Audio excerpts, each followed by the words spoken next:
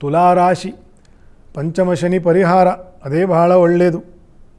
ಅನೇಕ ತುಂಬ ಅಡೆತಡೆಯನ್ನು ಅನುಭವಿಸಿದ್ದೀರಿ ಕಳೆದ 2-3 ವರ್ಷದಿಂದ. ಭೂಮಿ ಕಾರ್ಯ, ವ್ಯಾಪಾರ ವ್ಯವಹಾರ, ಕೋರ್ಟ್ ಕಚೇರಿ, ಪೊಲೀಸ್ನವರು,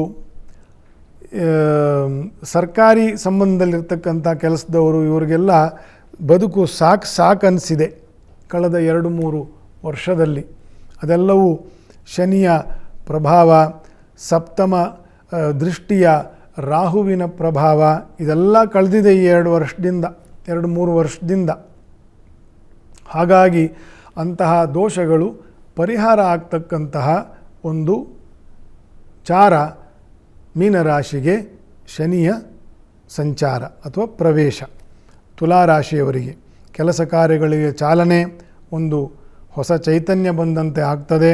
ಆರೋಗ್ಯದ ಕಡೆ ಆದರೂ ಹೆಚ್ಚು ಗಮನ ಇರಬೇಕು. ಯಾಕಂದರೆ ಪಂಚಮ ರಾಹು ದೋಷ ಶುರು ಆಗ್ತದೆ. ಅಷ್ಟಮ ಮತ್ತು ನವಮ ಮತ್ತು ದಶಮದಲ್ಲಿ ಕುಜನ ಸಂಚಾರ ಇರೋದರಿಂದ ಎದ್ದು ಬಿದ್ದು ಏಟಾಗ್ತಕ್ಕಂತಹ ಸಂದರ್ಭಗಳು ಜಾಸ್ತಿ ಇರ್ತದೆ. ಗಮನ ಇರಬೇಕು.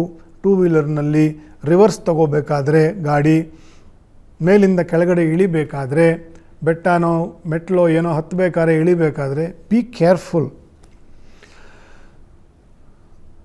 ನಿಮ್ಮ ಜಾಗೃತಿಯಲ್ಲಿ ನೀವಿರಬೇಕು ಅಂತಂತ. ನಾಗದೇವರು, ಸುಬ್ರಹ್ಮಣ್ಯ ದೇವರ ಸೇವೆಗಳನ್ನು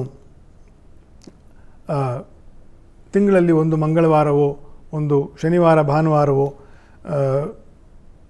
ಅಭಿಷೇಕಾದಿ ಸೇವೆಗಳನ್ನು ಮಾಡಿಸ್ತಾ ಹೋದರೆ ಈ ಪಂಚಮ ರಾಹುವಿನ ಮತ್ತು ಕುಜನ ದೋಷಾದಿಗಳೇನಾದರೂ ಇದ್ದರೆ ಪರಿಹಾರ ಆಗ್ತದೆ ತುಲಾರಾಶಿಯವರಿಗೆ.